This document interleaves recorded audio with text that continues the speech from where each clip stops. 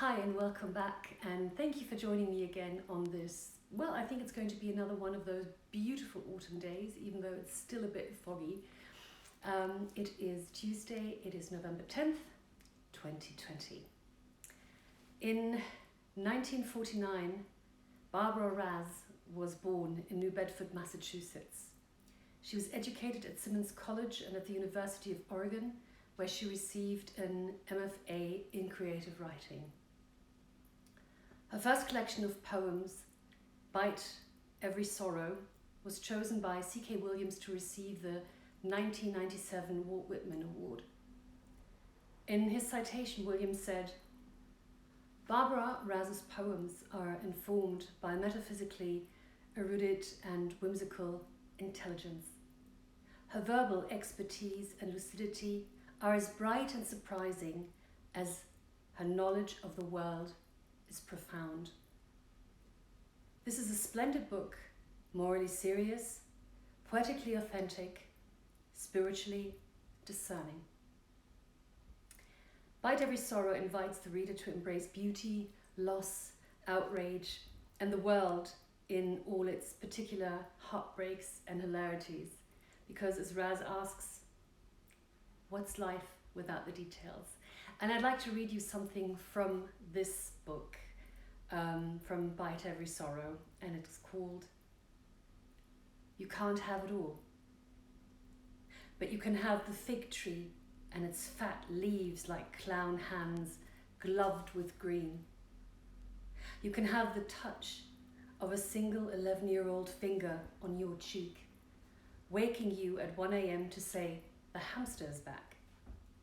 You can have the purr of the cat and the soulful look of the black dog, the look that says, if I would bite every sorrow, if I could, I would bite every sorrow until it fled. And when it is August, you can have it August and abundantly so.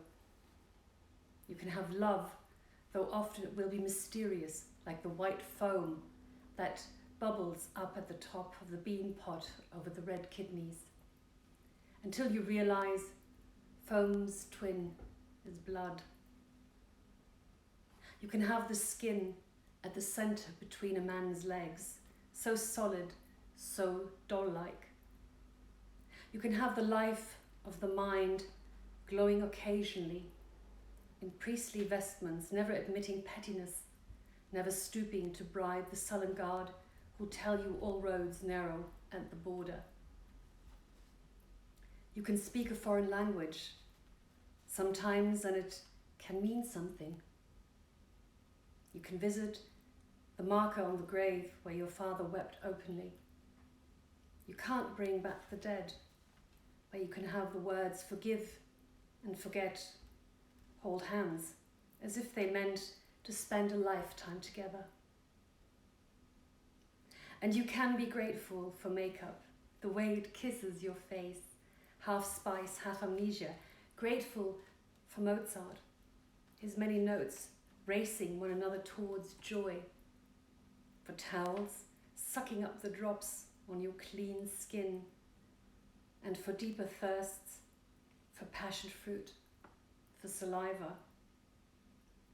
You can have the dream of Egypt, the horses of Egypt, and you riding in the hot sand. You can have your grandfather sitting on the side of your bed, at least for a while. You can have the clouds and letters, the leaping of distances, and Indian food with yellow sauce like sunrise. You can't count on grace to pick you out of a crowd, but here is your friend to teach you how to high jump, how to throw yourself over the bar backwards until you learn about love, about sweet surrender. And here are periwinkles, buses that kneel, farms in the mind as real as Africa.